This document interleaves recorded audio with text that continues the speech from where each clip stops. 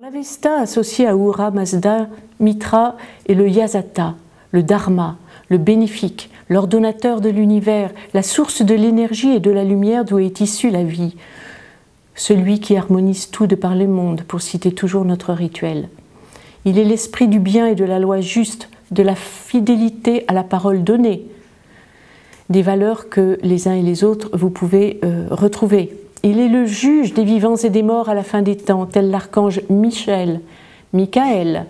Nous reviendrons là-dessus tout à l'heure. La justice qui pèse les âmes chez les chrétiens, ou Osiris chez les Égyptiens. Il est secondé pour cette tâche par Rasdu, comme Osiris l'est par Maat. Il est écrit également que l'œil de Mitra est le soleil, ce qui nous renvoie naturellement à l'œil de Ra ou à celui d'Horus.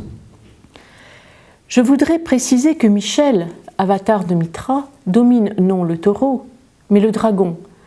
Il ne le tue pas, il le terrasse, il l'apprivoise. Dans le grand œuvre, ce dragon que l'Église a malheureusement assimilé au mal, à Satan, est un des noms de la matière, fixe et volatile associée.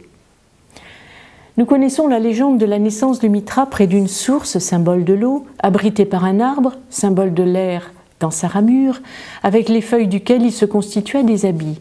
Il jaillit d'un rocher ou d'une grotte, symbole de la terre où nous marchons, toujours pour citer notre rituel, qui s'ouvrit pour l'en faire surgir à l'état adulte et non bébé, un bonnet phrygien, attribut des mages et des sages, sur la tête.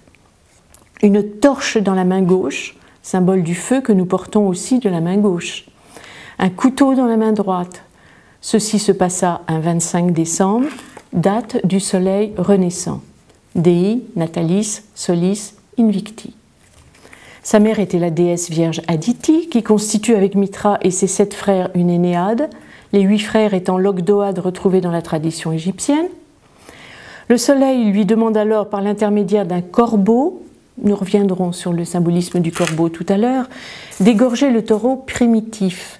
Mitra subjugue l'animal, signifiant ainsi le triomphe du soleil sur la lune que symbolisent les cornes en croissant, du feu sur l'eau, de la lumière sur l'obscurité de l'ignorance.